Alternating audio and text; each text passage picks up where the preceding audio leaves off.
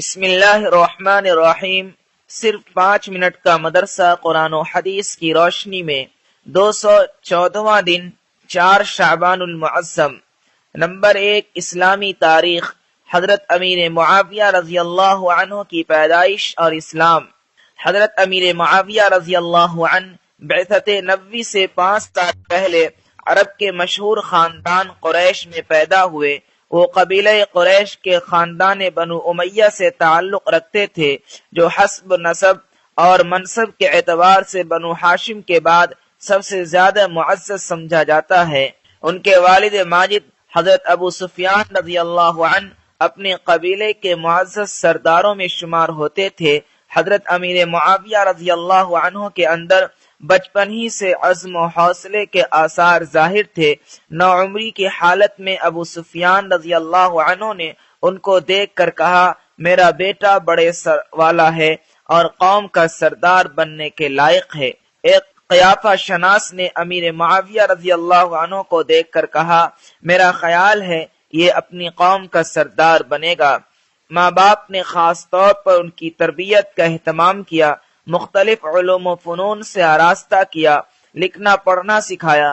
شروع ہی سے ان کے دل میں اسلام کی محبت گھر چکی تھی۔ اس کی بڑی دلیل یہ ہے کہ وہ بدر، احد، خندق اور غزوہ حدیبیہ میں جوان ہونے کے باوجود کفار کی جانب سے شریک نہیں ہوئے۔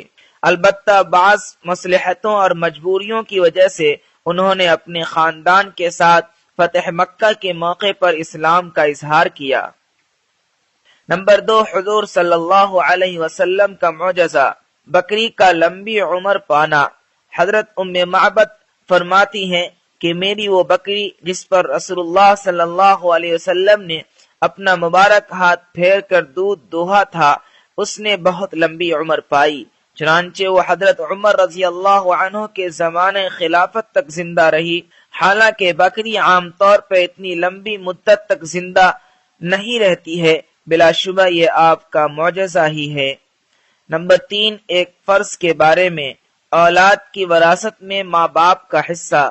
قرآن میں اللہ تعالیٰ فرماتا ہے، ماں باپ میں سے ہر ایک کے لیے میت کے چھوڑے ہوئے مال میں سے چھٹا حصہ ہے، اگر میت کے لیے کوئی اولاد ہو۔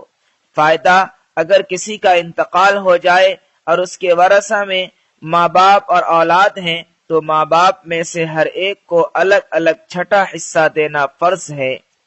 نمبر 4، ایک سنت کے بارے میں، مشکلات اور پریشانیوں کے وقت کی دعا۔ رسول اللہ صلی اللہ علیہ وسلم نے فرمایا، جو مسلمان بندہ کسی مشکل معاملہ میں ان کلمات کے ذریعے اللہ تعالیٰ سے دعا کرے گا تو اللہ تعالیٰ اس کی دعا قبول کرے گا۔ وہ دعا یہ ہے، لا الہ الا انت سبحانک انی کنت من الظالمین۔ نمبر 5، ایک اہم عمل کی فضیلت، کثرت سے استغفار پڑھنا۔